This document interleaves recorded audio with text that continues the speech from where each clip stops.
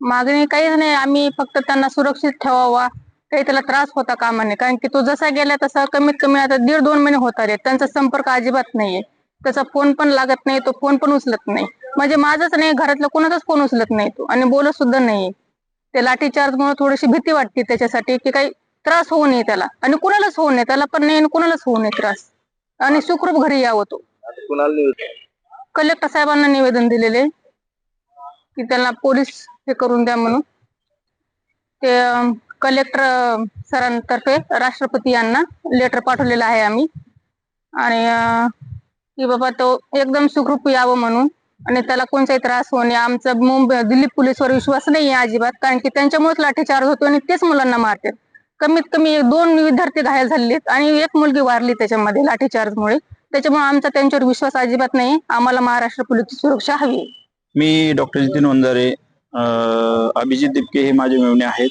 गेल्या 60 दिवसापासून भारतामध्ये ते विविध शहरामध्ये, विविध राज्यामध्ये जात आहेत आणि त्यांच्या जीवाला धोका होऊ शकतो. कारण दिल्ली हे अलग राज्य आहे. महाराष्ट्र पोलिसांवरती आमचा विश्वास आहे, परंतु दिल्ली पोलिसांवरती आमचा जराही विश्वास नाही.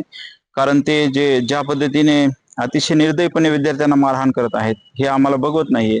आणि अभिजित दिपके यांचा फोनही लागत नाही, त्याच्यामुळे त्यांच्या जीवितास धोका असू शकतो. म्हणून आम्ही कुटुंबीय म्हणून आता सध्या माननीय जिल्हाधिकारी साहेबांना याच्यापूर्वी एकदा प्रसिद्धी माध्यमांमार्फत एक निवेदन दिलं होतं आणि आताही निवेदन दिलं आहे की सन्माननीय अभिजित दिपके साहेबांना पोलीस प्रोटेक्शन महाराष्ट्रातर्फे दिल्लीला देण्यात यावं. आता सध्या कलेक्टर साहेबांना आम्ही निवेदन दिलेलं आहे.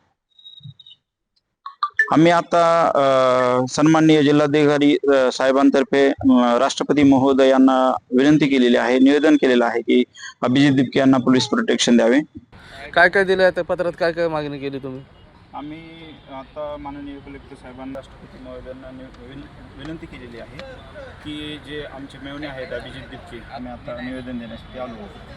पोलीस सध्या ते विद्यार्थ्यांना जो ब्रुटल अशा पद्धतीची ट्रीटमेंट देत आहे, आरोग्याच्या बऱ्याच काही समस्या आहेत, त्यामुळं पोलीस प्रोटेक्शन असणं त्यांना गरजेचं आहे. महाराष्ट्रातलंच का?